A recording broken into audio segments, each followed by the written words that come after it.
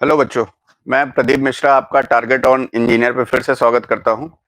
कल बेटा जैसा कि एक सब्जेक्ट स्टार्ट हुआ था, आप लोगों ने देखा होगा पहली क्लास, जिसका नाम था हीट एंड मास ट्रांसफर, जिस पे कल हम लोगों ने कुछ बेसिक कॉन्सेप्ट पे बात किया था।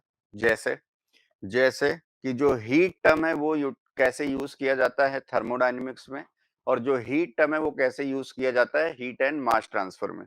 और मैंने ये भी बताया था कि अगर हम लोग ये बेसिक कॉन्सेप्ट नहीं समझेंगे, तो आने वाले जितने भी क्वेश्चन है जहां पे यूनिट का यूज होने वाला है, वो सारी चीजें हम लोग बेटा क्या कर देंगे, गलत कर देंगे। वो सारी चीजें हम लोग क्या कर देंगे, गलत कर देंगे। उसके बाद इस बेसिक कॉन्सेप्ट को सीखने के बाद हमने कंडक्शन के बारे में सीखा। और कंडक्शन के बारे में हमने ये चीज सीखा कि कंडक्शन में हीट का ट्रांसफॉर्मेशन कैसे होता है एक पॉइंट से दूसरे पॉइंट में, और मेनली किसमें कंडक्शन का फिनोमिना जो है देखने को मिलता है। और हमने ये भी जाना था कि कंडक्शन में जो हीट ट्रांसफर होती है कितने प्रतिशत किसकी वजह से होती है और कितने प्रतिशत किसकी वजह से होती है। वहां देखा था हमने कि जो 35% अराउंड जो हीट ट्रांसफर हो रही है एक पॉइंट से दूसरे पॉइंट पे, वो due to molecular lattice vibration के कारण होती है।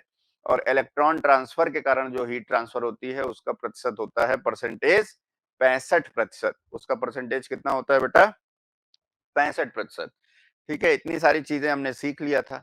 और अगर एक चीज और हमने वहां पे जाना था, वो क्या जाना था बेटा, वो ये जाना था कि अगर जिसमें फ्री इलेक्ट्रॉन ज्यादा है तो यानी हीट ट्रांसफर ट्रांसमिट करने की कैपेसिटी ज्यादा है, उसमें हीट को ट्रांसमिट करने की कैपेसिटी ज्यादा है, इसीलिए जो मेटल्स होते हैं वो प्योर मेटल होंगे वो नॉन मेटल और एलॉय के कंपैरिजन में ज्यादा कंडक्टिव होते हैं, ज्यादा थर्मल कंडक्टिव होते हैं। ठीक है, इलेक्ट्रिकली कंडक्टिव तो होंगे ही, थर्मल कंडक्टिव भी ज्यादा होंगे। Thermal conductive in the sense कि वो हीट को ट्रांसमिट करने की ज्यादा क्षमता रखते हैं। ठीक है, तो इतनी सारी चीजें हमने कल जानी।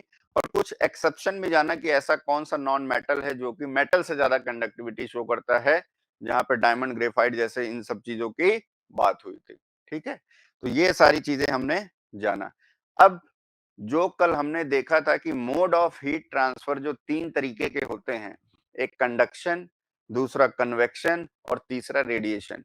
तो कंडक्शन खत्म करने के बाद हम मूव करते हैं कन्वेक्शन की तरफ। ठीक, एक चीज और बता दूं कि हमारा जो टेलीग्राम ग्रुप का जो चैनल है, ठीक है, उसको आप लोग ज्वाइन कर लीजिए।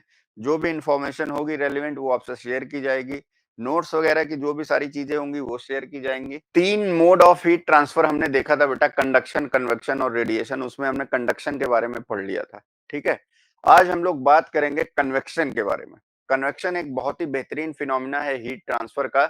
आज हम लोग उसको बिल्कुल बेसिक से समझेंगे, टॉप लेवल तक जाएंगे और प्रैक्टिकली देखेंगे कि कन्वेक्शन हमारा यूज कहाँ पे होता है। क्योंकि क्योंकि क्या है बेटा कि अगर सब्जेक्ट को आपने फील नहीं किया तो वो दिमाग में बहुत देर तक रहेगा नहीं। अगर सब्जेक्ट को आपने फील कर लिया, एक बार चीजों को समझ लिया, तो वो दिमाग में उसकी स्टेबिलिटी बढ़ जाती है, काफी दिनों तक आप उसको दिमाग में रख सकते हो और एग्जाम टाइम में अच्छा परफॉर्म कर सकते हो।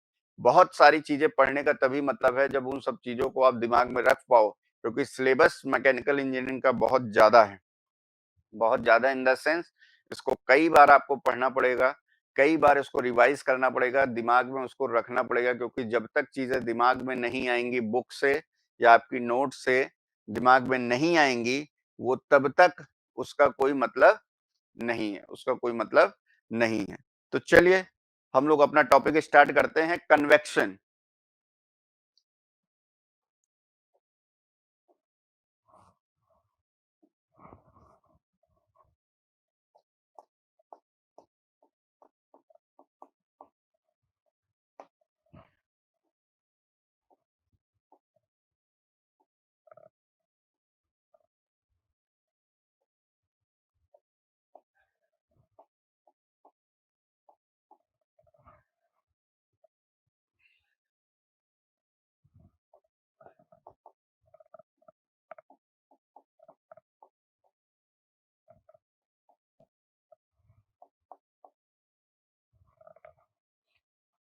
यहाँ पे देखिए, कन्वेक्शन क्या है हम लोग समझेंगे।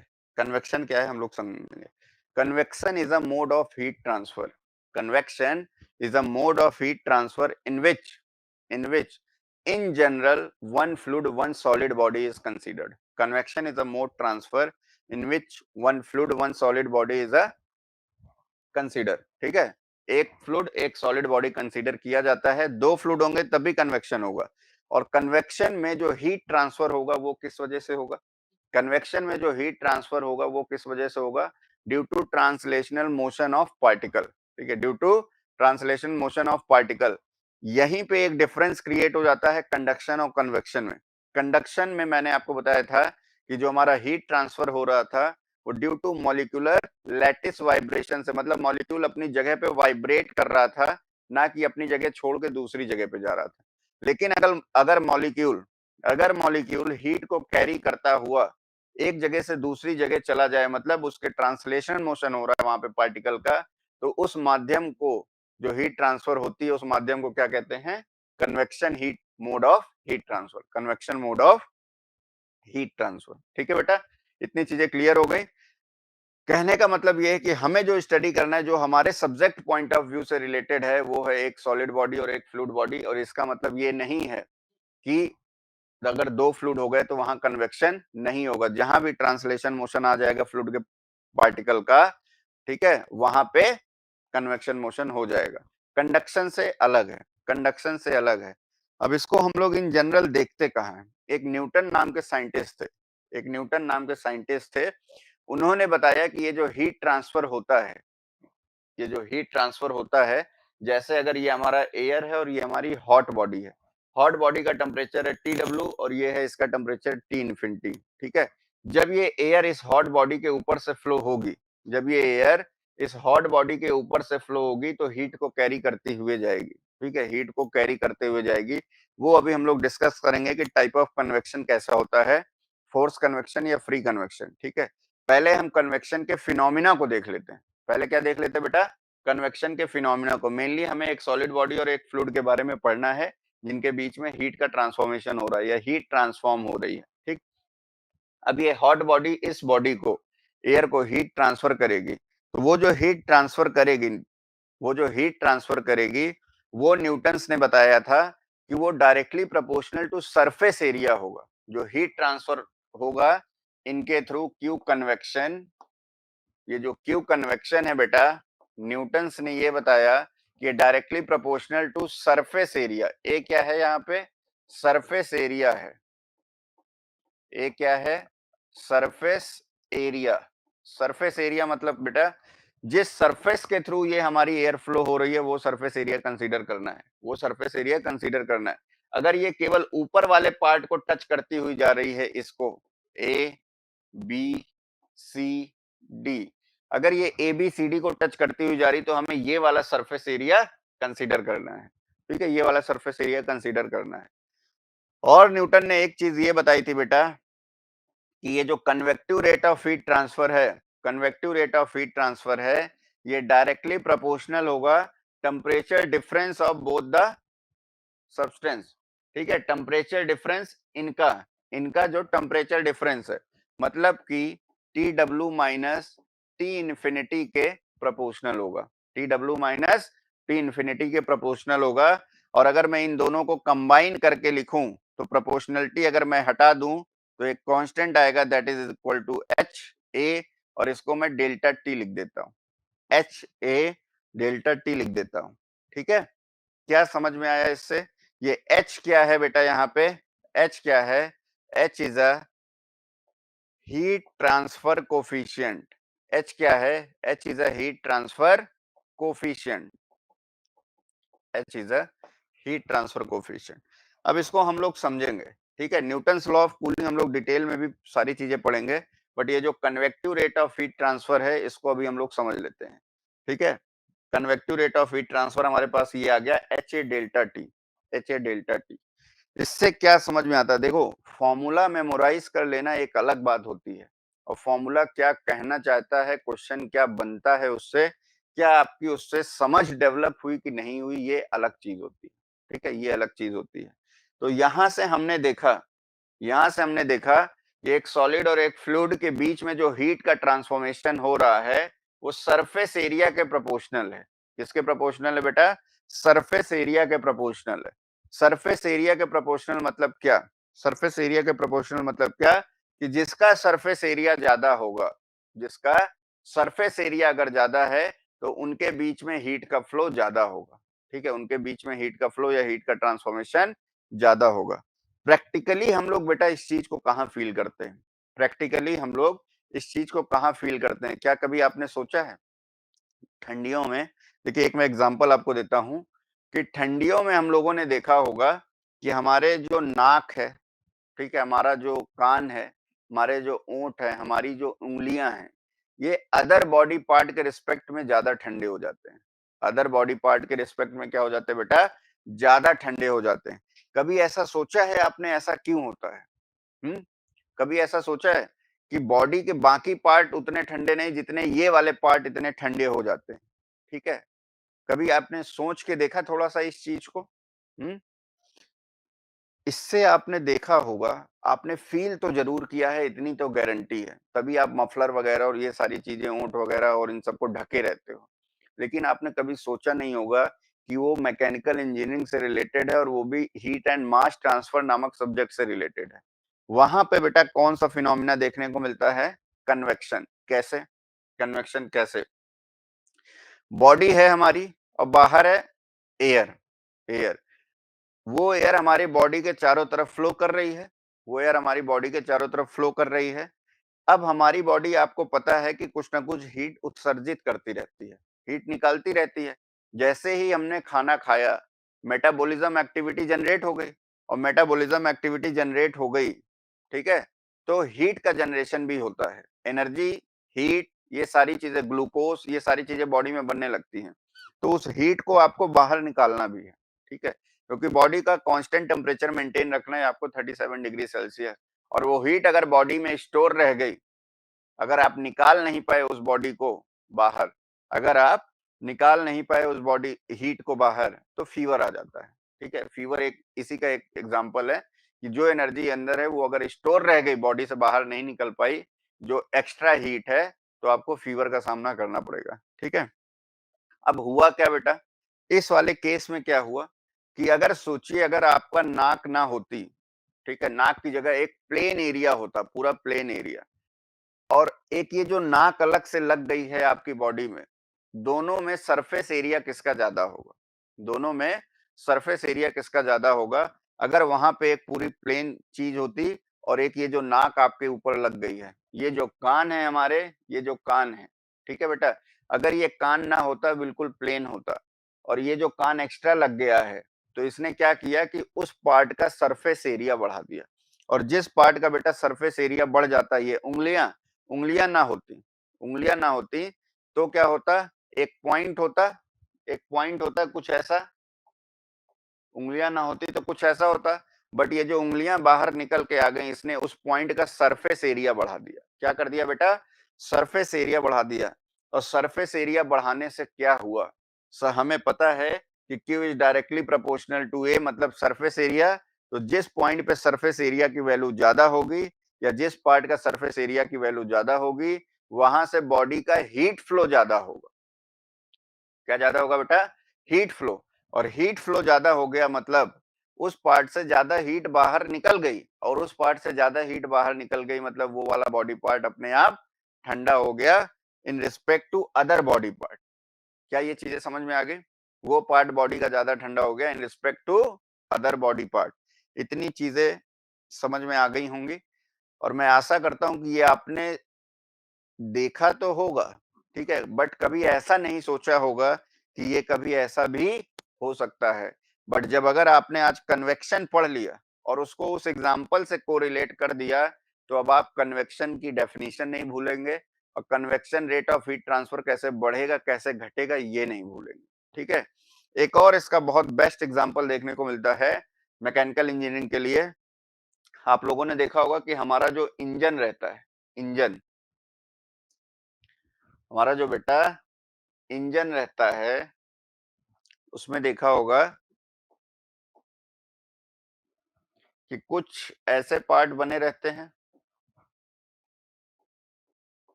बाइक के जो इंजन होंगे, कुछ इंजन के चारों तरफ कुछ ऐसे पार्ट लगे रहते हैं।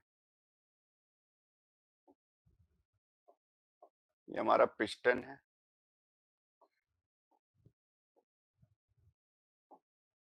ठीक है? तो अभी इससे हमें मतलब नहीं है कि क्या पिस्टन है, क्या सिलेंडर है, क्या क्रैंक है, क्या ये है। हमें मतलब है इससे, हमें मतलब क्या है कि ये वाला पार्ट क्या है? ये वाला पार्ट, ये है इंजन सिलेंडर। इसको कहते हैं इंजन सिलेंडर, इंजन सिलेंडर। ये है पार्ट हमारा इंजन सिलेंडर। तो ये वाला जो पार्ट लगा हुआ है, ये क्या है बेटा? ये वाला जो पार्ट लगा हुआ है, ये क्या है? इसको हम लोग कहते हैं फिन्स। क्या कहते हैं? फिन्स। इसका पर्पस क्या है? इसका पर्पस क्या है बेटा? ये फिन्स लगाने का पर्पस क्या हुआ? ये जो आप लोगों ने देखा होगा ब्लेड जैसा इंजन के चारों तरफ लगा रहता है, उसका पर्टिकुलर कुछ पर्पस है। उसका पर्टिकुलर कुछ पर्पस है। वो क्या पर्पस है बेटा? Convective rate of heat transfer से कैसे रिलेटेड है वो? अभी देखिए, हमारा जो कास्ट आयरन से हमारा बना रहता है इंजन सिलेंडर, ठीक है? जिसका मेल्टिंग पॉइंट हमारा 1200, 1300, 1400 डिग्री सेल्सियस के आसपास होगा। और जो हमारा एल्युमिनियम एलॉय है, एल्युमिनियम एलॉय का बना होता है हमारा पिस्टन। पिस्टन हमारा एल्युमिनियम एलॉय का बना होगा, जिसका टेम्परेचर 700, 800 डिग्री, 650, 700, 800 इसके आसपास रहेगा। और इंजन के अंदर जो हीट जनरेट होती है, वो करीब 2200 डिग्री सेल्सियस होती है। 2200 डिग्री सेल्सियस। कहने का मतलब ये है कि यहाँ का मेल्टिंग टेम्परेचर है 1300-1400, और यहाँ का है एल्युमिनियम एलॉय का जो पिस्टन बना हुआ है, उसका है बेटा कितना? 650-700, ठीक है? 700 डिग्री सेल्सियस। अब इससे क्या समझ में आया कि अंदर हीट जो जनरेट हो रही है फ्यूल कंबस्शन के बाद, फ्यूल कंबस्शन के बाद जो यहाँ पे हीट जनरेट हो रही है, वो 2200 डिग्री सेल्सियस हो रही है। और आसपास की जो टेम्परेचर बियरिंग करने की कैपेसिटी है उन मटेरियल्स की वो कितनी है? आसपास जो टेम्परेचर बियरिंग करने की जो कैपेसिटी है वो है 1400, 800, 700 ऐसे। तो फिर क्या होगा? तो फिर क्या होगा? अगर उस हीट को हमने बाहर नहीं निकाला, अगर उस हीट को हमने बाहर नहीं निकाला, तो हो सकता है हमारे सराउंडिंग में जो मटेरियल लगे हुए हैं सिलेंडर और पिस्टन, ठीक है, यही मेल्ट हो जाएं। यही क्या हो जाएंगे? मेल्ट हो जाएंगे। और अगर यही मेल्ट हो गए, तो इंजन बनाने का फायदा क्या हुआ?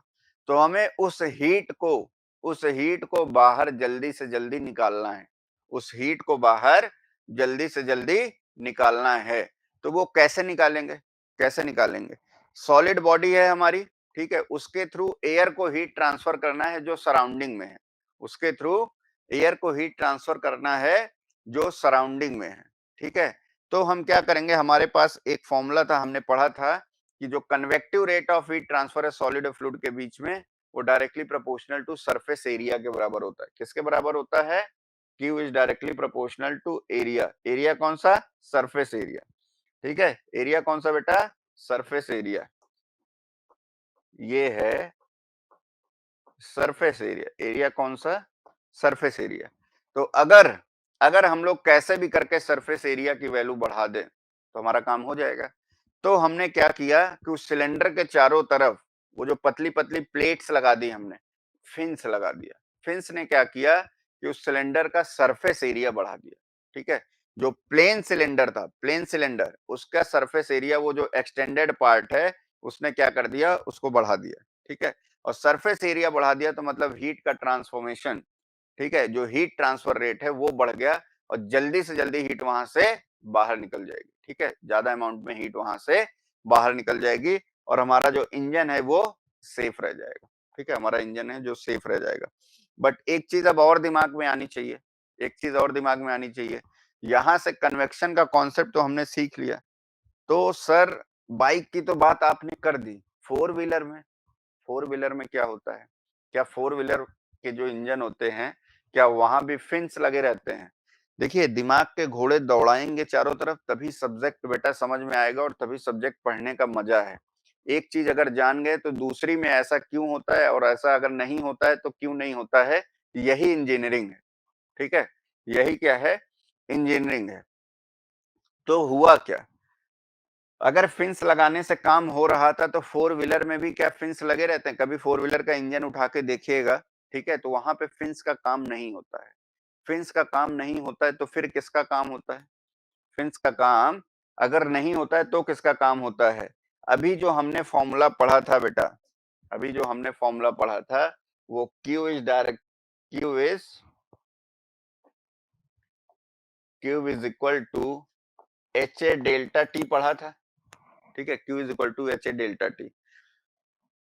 Q इज ऑल्सो इसके प्रोपोर्शनल है हीट ट्रांसफर कोफिशिएंट, मतलब एक ऐसा माध्यम, हर माध्यम का जो सराउंडिंग फ्लूइड है हमारा, ठीक है, जो सराउंडिंग माध्यम है, जैसे जैसे वो चेंज होता जाएगा सबका हीट ट्रांसफर कोफिशिएंट बदलता जाता है। मतलब एयर का अलग होगा, वाटर का अलग होगा, और भी जो लिक्विड हम लोग लाते रहेंगे सबका हीट ट्रांसफर कोफिशिएंट क्या होगा बेटा? अलग होगा। सबका हीट ट्रांसफर कोफिशिएंट अलग होगा। तो अगर कोई एक ऐसा माध्यम आ जाए जिसका हीट ट्रांसफर कोफिशिएंट ज्यादा हो तो हमारा हीट फ्लो ज्यादा होगा। अगर ये बढ़ेगा तो ये भी बढ़ेगा, ठीक है? अगर H बढ़ेगा तो Q भी बढ़ेगा, अगर H बढ़ेगा तो Q भी बढ़ेगा, ठीक है? अब इससे इससे क्या समझ डेवलप हुई? इससे क्या समझ डेवलप हुई कि जब फोर व्हीलर की बात हम लोग करते हैं तो वहां पे टेम्परेचर बहुत ज्यादा यूज होता है, ठीक है? हाई पावर इंजन चाहिए हमें। बाइक में तो आपने 120 125 सीसी 100 सीसी की गाड़ियां यूज की, वहां पे 1000 सीसी 1200 सीसी 1400 सीसी 2000 2500 सीसी, ठीक है? बहुत बड़ी गाड़ियों में चले जाएंगे तो और भी इंजन की सीसी बढ़ती चली जाएगी, ठीक है? तो मतलब कैपेसिटी उसकी बढ़ती चली जा रही, तो पावर जनरेशन उसका बढ़ता चला जा रहा है। तो अगर पावर जनरेट होगा, जितना पावर ज्यादा जनरेट होगा उतनी ज्यादा हीट जनरेट होगी, और उतना ही ज्यादा हीट को आपको जल्दी से बाहर निकालना है। तो हम लोग क्या करते हैं, अब हमारा एयर से काम नहीं हो पाएगा। एयर एक लिमिट तक ही हीट को बाहर ला सकता है इंजन के थ्रू, उसकी भी अपनी एक कैपेसिटी, अपनी एक औकात है, ठीक है? लेकिन अगर हम लोग उसकी कैपेसिटी से बाहर की बात करेंगे, उसकी कैपेसिटी से बाहर की बात करेंगे तो वो हीट को एक्सट्रैक्ट नहीं कर पाएगा। तो हम लोग क्या करते हैं, हम मीडियम ही बदल देते हैं, और जब मीडियम बदल दिए मतलब आप लोगों ने देखा होगा कि फोर व्हीलर में इंजन के चारों तरफ वाटर जैकेट्स लगे रहते हैं, वाटर जैकेट्स लगे रहते हैं। उनका काम क्या है कि इंजन को ठंडा रखना। क्यों वाटर यूज किया? क्योंकि वाटर का हीट ट्रांसफर कोफिशिएंट एयर के कंपैरिजन में काफी ज्यादा होता है। वाटर का हीट ट्रांसफर कोफिशिएंट एयर के कंपैरिजन में काफी ज्यादा होगा। अब अगर ये ज्यादा है तो हीट ट्रांसफर रेट ज्यादा है, तो आसानी से वो ज्यादा से ज्यादा हीट को बाहर निकाल देगा और हमारा इंजन सेफली रन करता रहेगा। ठीक है बेटा, समझ में आ गई इतनी सारी चीजें?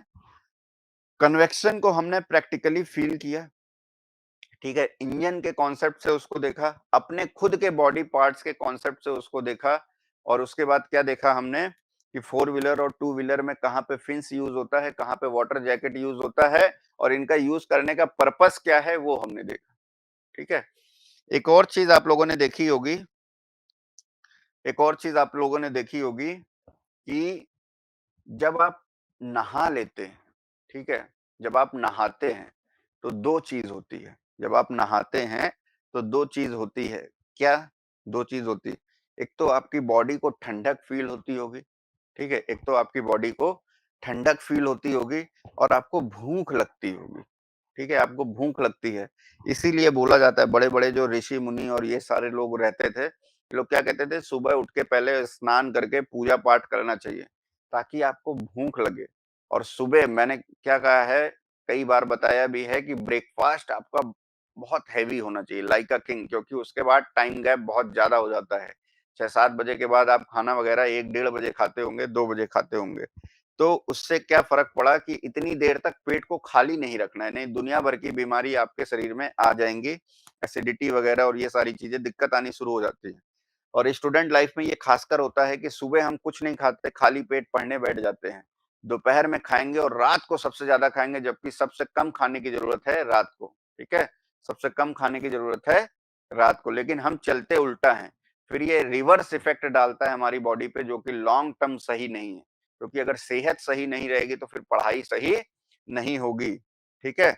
सेहत सही नहीं रहेगी तो पढ़ाई सही नहीं होगी, इसलिए ब्रेकफास्ट हैवी करना चाहिए। अब हम अपने टॉपिक पे आते हैं, ठीक है? हमारा टॉपिक क्या था बेटा? हमारा टॉपिक क्या था? मैंने क्या कहा है कि सुबह-सुबह बोला गया है जो कि सुबह-सुबह उठ के पूजा-पाठ या जो भी करना हो, नहा धो के आप स्टार्ट करिए। नहाने से खाने पे क्या इफ़ेक्ट पड़ा और नहाने से बॉडी में शांति और ठंडक कैसे आ गई, ठीक है? अभी मैंने देखा कि आप जब सो के उठते हैं नॉर्मल तो आप एयर के कांटेक्ट में रहते हैं। Air is also a fluid, ठीक है? Air is also a fluid, fluid के जैसा ही कंसीडर किया जाएगा उसको।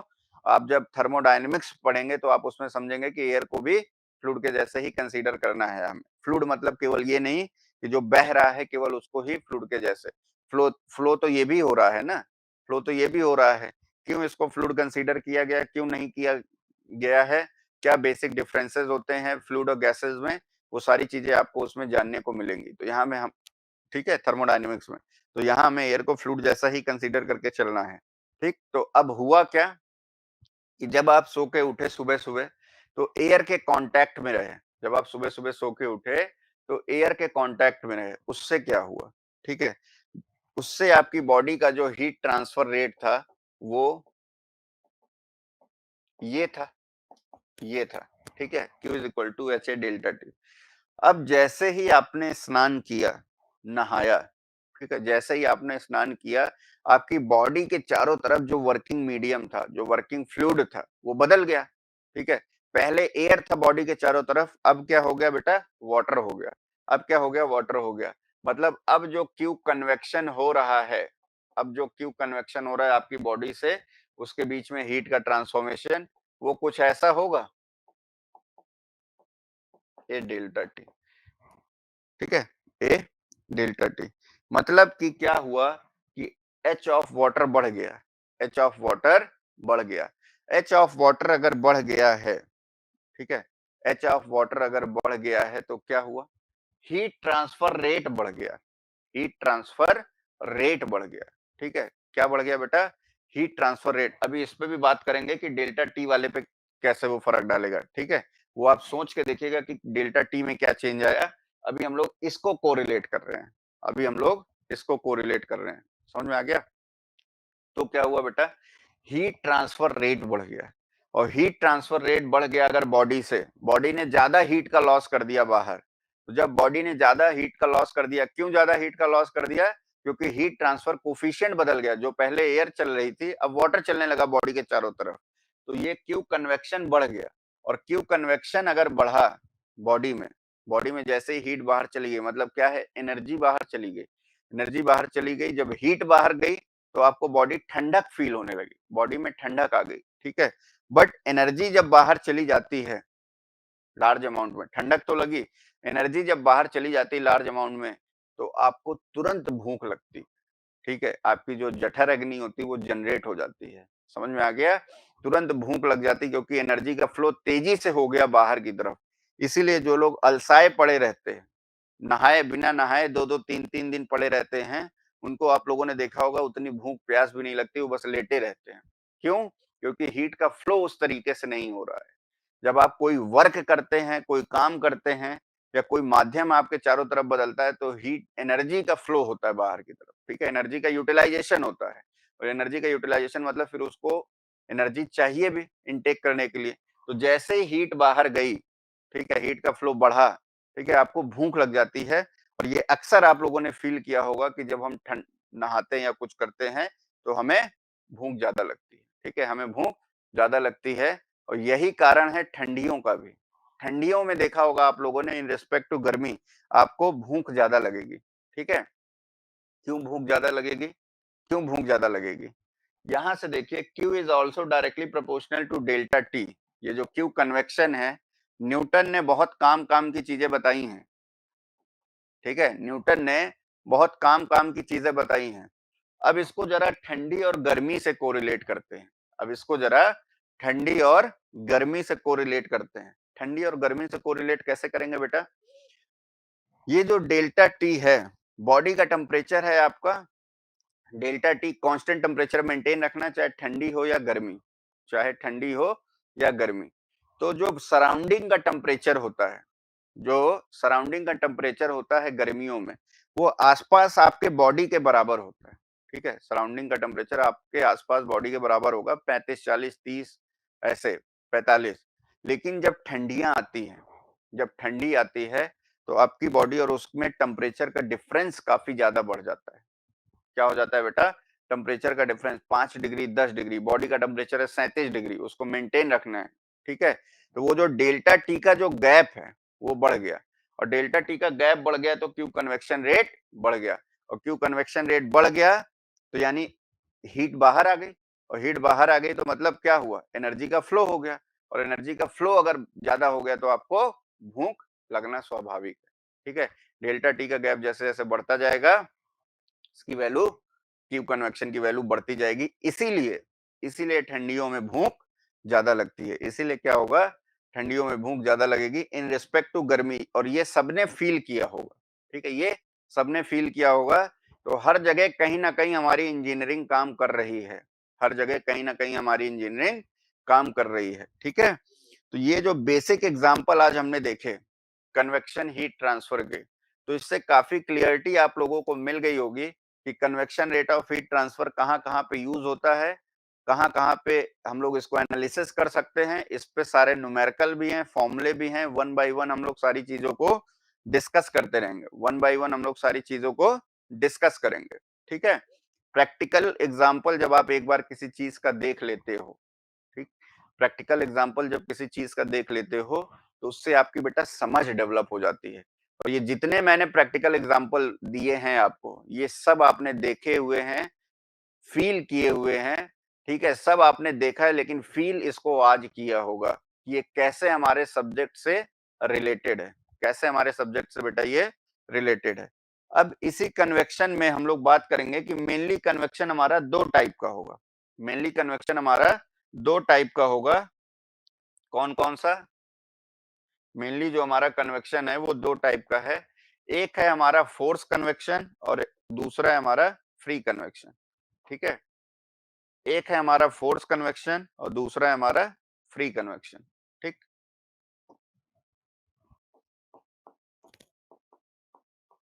फोर्स कन्वेक्शन और दूसरा है हमारा free convection. Free convection, free convection. अब क्या बेसिक डिफरेंस है फोर्स कन्वेक्शन में और क्या बेसिक डिफरेंस है फ्री कन्वेक्शन में? नाम से ही पता चल रहा है, नाम से ही पता चल रहा है। फोर्स कन्वेक्शन में मतलब जब फ्लूइड का फ्लो फोर्सफुली हो, जब फ्लूइड का फ्लो फोर्सफुली हो तो उसे फोर्स कन्वेक्शन कहेंगे। ठीक है, फोर्सफुली इन द सेंस, मान लीजिए इस एयर का फ्लो मैंने यहाँ कोई फैन लगा दिया और उसके थ्रू ये एयर फ्लो हो रही है। ठीक है, उसके थ्रू ये एयर फ्लो हो रही है, तो इस फिनोमिना को फोर्स कन्वेक्शन कहेंगे। जब फ्लूइड का फ्लो फोर्सफुली हो तो इस फिनोमिना को हम लोग क्या कहेंगे? Force convection. मतलब फैन लगा दिया, ब्लोअर लगा दिया या कोई पंप लगा दिया, ठीक है, जो कि फ्लूइड को हमारे फ्लो करा रहा है। जैसे घरों में जो पंप यूज होते हैं, जैसे आप लोगों ने देखा होगा कि एक जगह से पानी आ रहा है दूसरी जगह हाई प्रेशर के साथ जा रहा है। ठीक है, तो वो फोर्सफुली पानी को एक जगह से दूसरी जगह पे ले जाया जा रहा है। इस पूरे फिनोमिना को हम लोग क्या कहते हैं बेटा? फोर्स कन्वेक्शन कहेंगे। ठीक है, जहां पे फ्लूइड का फ्लो फोर्सफुली हो, ब्लोअर, पंप, ठीक है, या हीट ब्लोअर, फैन, इनके द्वारा अगर हो रहा हो तो फोर्स कन्वेक्शन। तो फिर ये फ्री कन्वेक्शन क्या है?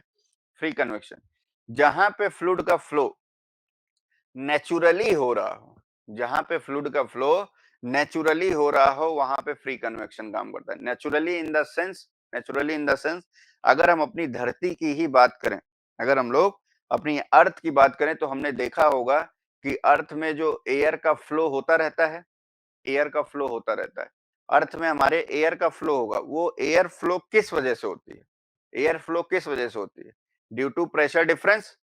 फ्लूइड हमारा जो फ्लो होता है, आप लोगों ने देखा होगा फ्लूइड मैकेनिक्स में, कि वो किस वजह से होता है? Due to pressure difference.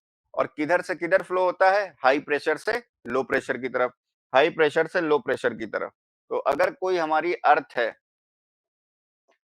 कहीं पे सूरज की रोशनी सीधी पड़ रही है, कहीं तिरछी पड़ रही है, कहीं पे स्लैंट पड़ रही है ज्यादा, तो मान लीजिए यहाँ पे सीधी पड़ रही है, सीधी यहाँ पे सूरज की रोशनी पड़ रही है, और यहाँ पे स्लैंट पड़ रही है, और यहाँ पे सीधी पड़ रही है। ठीक है, ये सन रेज है। क्या है बेटा? Sun rays. ये भी सन रेज है। तो क्या फर्क पड़ा इससे? इससे ये वाला जो हिस्सा होगा जहाँ पे सीधी पड़ रही है वो ज्यादा गर्म होता चला जाएगा। ठीक है, ज्यादा गर्म होने से फर्क क्या पड़ा? ज्यादा गर्म होने से फर्क क्या पड़ा? तो जैसे ही यहाँ वाला हिस्सा गर्म हुआ तो ये आसपास की जो एयर रहेगी, ये वाला हिस्सा जैसे ही गर्म होगा, आसपास की जो एयर रहेगी ये सबको गर्म कर देगा। सबको गर्म कर देगा तो डेंसिटी पे क्या फर्क पड़ता है? डेंसिटी पे क्या फर्क पड़ता है? एक इक्वेशन हम लोग जानते हैं, P is equal to rho R T. ठीक है, तो rho is equal to P by R T. इससे फर्क क्या पड़ा कि अगर किसी का टेम्परेचर बढ़ रहा है तो उसकी डेंसिटी कम हो रही, अगर किसी का टेम्परेचर बढ़ रहा है तो उसकी डेंसिटी कम हो रही है। तो जैसे ही यहाँ की एयर का टेम्परेचर बढ़ा, इसकी डेंसिटी कम हो गई, इसकी डेंसिटी कम हो गई। और इसकी डेंसिटी अगर कम हो गई तो वो एयर ऊपर की तरफ मूव करने लगेगी, ऊपर की तरफ मूव करने लगेगी। और जैसे ही ये ऊपर की तरफ मूव करेगी, जैसे ऊपर की तरफ मूव करेगी, आसपास की एयर, आसपास की एयर ये वाला स्पेस लेने लगेंगी और ये वाली एयर मिलके भी उसको पुश करेंगी ऊपर की तरफ। ठीक है, ऊपर की तरफ उसको ढकेलने लगेंगे। क्यों? क्योंकि यहाँ की डेंसिटी कम हो गई, यहाँ की एयर ऊपर जा रही है तो आसपास की एयर कन्फाइंड होकर यहाँ पे आना चाहेंगे। तो जब एयर यहाँ से ऊपर जा रही है तो यहाँ पे लो प्रेशर क्रिएट हो गया। क्या क्रिएट हो गया बेटा? लो प्रेशर क्रिएट हो गया। ठीक है, और बाहर कहीं जहां पे स्लैंट सनरेज हमारी पड़ रही हैं, वहां का टेम्परेचर कम है, वहां का टेम्परेचर कम है, तो इसके रिस्पेक्ट में यहाँ पे डेंसिटी ज्यादा रहेगी। डेंसिटी ज्यादा रहेगी तो मतलब यहाँ पे इसके रिस्पेक्ट में हाई प्रेशर क्रिएट होगा और इस हाई प्रेशर से लो प्रेशर की तरफ हमारी एयर हमेशा मूव करती रहेगी। हाई प्रेशर से लो प्रेशर की तरफ हमेशा एयर मूव करती रहेगी। यही फिनोमिना पूरे धरती पे चलता रहता है कि जो एयर का फ्लो होता है, अगर टेम्परेचर डिफरेंस ना क्रिएट होता, अगर टेम्परेचर डिफरेंस ना क्रिएट होता तो प्रेशर डिफरेंस ना क्रिएट होता, और प्रेशर डिफरेंस नहीं क्रिएट होता तो एयर का फ्लो नहीं होता, और एयर का फ्लो नहीं होता तो बहुत सारी चीजें असामान्य हो जाती, धरती पे जीवन पॉसिबल ही नहीं हो पाता। ठीक है, तो नेचुरली हमको वो फ्लो कराना है एयर को। अगर नेचुरली जो फ्लो हो रही है एयर, ठीक है, हाई प्रेशर से लो प्रेशर, तो उसे फ्री कन्वेक्शन कहेंगे। अब ये जो एयर यहाँ पे आई, यहाँ पे आई और ये जो हल्की वाली एयर है उसको भी इसने पुश कर दिया, ये ऊपर उठ रही थी और एयर ने वो वाला स्पेस लेके इसको ऊपर की तरफ ढकेल दिया। ठीक है, तो इस इफेक्ट को बायंसी इफेक्ट कहते हैं। कौन सा इफेक्ट बेटा? Buoyancy effect. तो कहने का क्या मतलब हुआ कि नेचुरल बायंसी में आप लोगों ने देखा होगा कि एक चीज दूसरे को ऊपर पुश करती है। अगर कोई भी बॉडी फ्लूइड के अंदर सबमर्ज की जाए, फ्लूइड मैकेनिक्स में आपने पढ़ा होगा, तो ड्यू टू प्रेशर डिफरेंस एक इफेक्ट क्रिएट हो जाता है।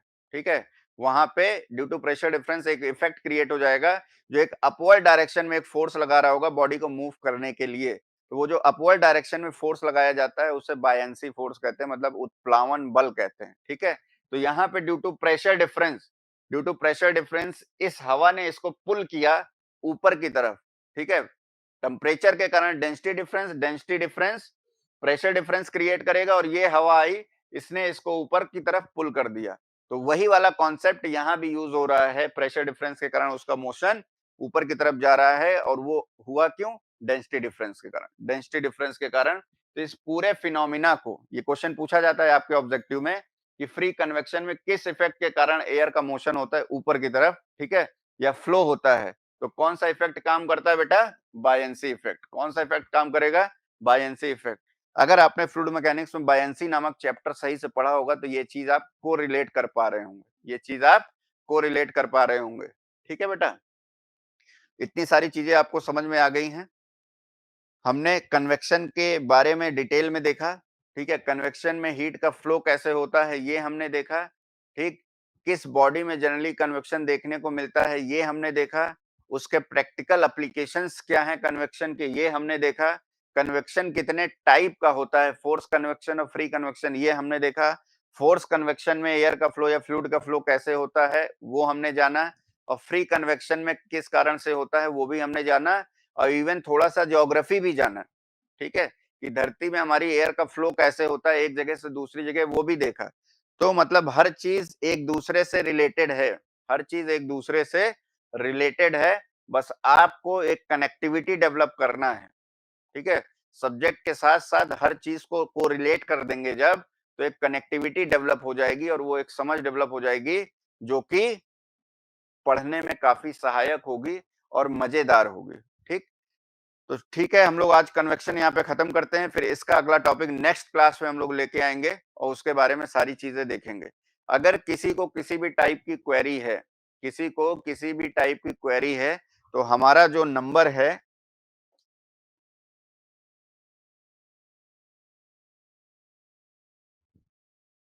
हमारा जो नंबर है ये, इस पे आप इंफॉर्मेशन पूछ सकते हैं। हमारे बैचेस कब से स्टार्ट हो रहे हैं, हमारी पीडीएफ नोट्स कैसे मिलेगी, ठीक है? जिस भी टाइप की आपको जानकारी लेनी हो, जिस भी टाइप की जानकारी आपको लेनी हो, इस नंबर पे आप हमें कॉल करके सारी जानकारी ले सकते हैं। तो बेटा हमने 2 टॉपिक खत्म किए, कंडक्शन खत्म किया, कन्वेक्शन खत्म किया। अभी केवल और केवल हमने थ्योरेटिकल बात की उस पे और चीजों को बस कोरिलेट किया हुआ है, ठीक है? चीजों को बस कोरिलेट किया हुआ है आपकी प्रैक्टिकल लाइफ से, जिससे आपकी समझ डेवलप हो जाए। न्यूमेरिकल पार्ट धीमे-धीमे आएँगे इसमें, क्योंकि जब एक बार थ्योरी अच्छे से समझ गए, तो न्यूमेरिकल फिर चुटकियों का खेल है, सारा न्यूमेरिकल 1 मिनट के अंदर सॉल्व हो जाएगा, ठीक है? तो सीढ़ी दर सीढ़ी हम लोग चढ़ते चलेंगे और इस सब्जेक्ट की ऐसी एक समझ डेवलप कर लेंगे कि आने वाले टाइम पे अगर इस सब्जेक्ट से कभी न्यूमेरिकल आए, तो 100% एक्यूरेसी के साथ हमारा न्यूमेरिकल सॉल्व होना चाहिए, ठीक है? या थ्योरी आए तो 100% एक्यूरेसी के साथ हमारी वो थ्योरी के क्वेश्चन सॉल्व होने चाहिए, ठीक है? तो चलिए फिर हम लोग मिलते हैं नेक्स्ट क्लास में। Okay, thank you.